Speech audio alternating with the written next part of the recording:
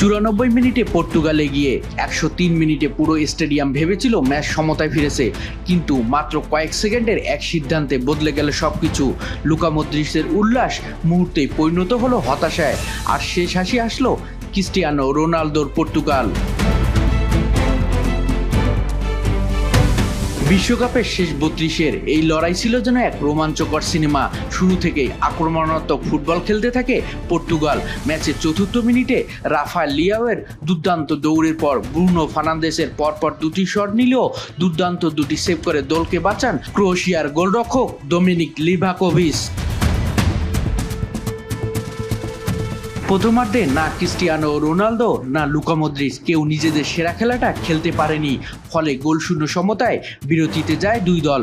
দ্বিতীয়ার্ধে বদলে যায় ম্যাচের চিত্র। 53 মিনিটে ইভান পেরিসিচের নিখুঁত বাঁ পায়ের শটে এগিয়ে যায় ক্রোয়েশিয়া। এরপর 60 মিনিটে রোনালদো বল জালে পাঠালেও অফসাইডের কারণে গোল বাতিল হয়।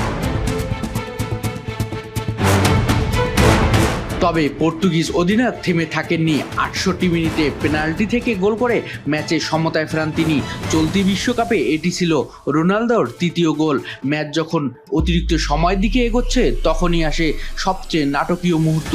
94 মিনিটে রাফায়েল লিয়াওর দুর্দান্ত ক্রস থেকে দুই ডিফেন্ডারের মাঝখান দিয়ে উঠে অসাধারণ হেডে গোল করেন গনসালো রামোস। 2-1 ব্যবধানে এগিয়ে যায় পর্তুগাল।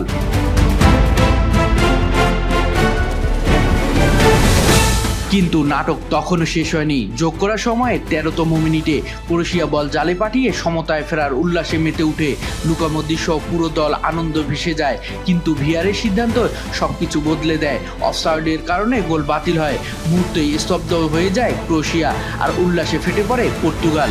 শেষ পর্যন্ত 2-1 গোলের রুদ্ধশ্বাস জয় নিয়ে বিশ্বকাপের শেষ 16 নিশ্চিত করে ক্রিস্টিয়ানো রোনালদোর পর্তুগাল।